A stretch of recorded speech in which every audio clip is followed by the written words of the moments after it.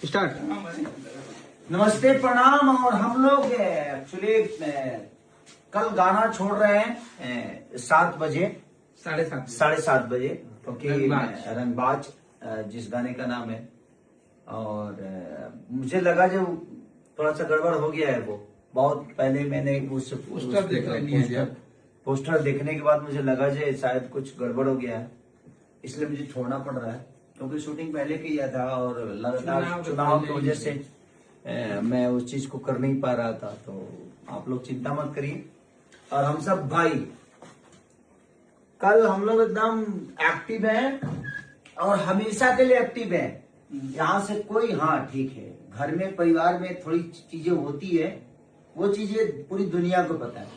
लेकिन अगर किसी को लगता है कि हम अलग हैं तो दिमाग से निकाल दो आप। जिस दिन जरूरत पड़ेगी ना, हम सब मिलके ना, पूरी खेसारी आर्मी खड़ी हो रहेगी।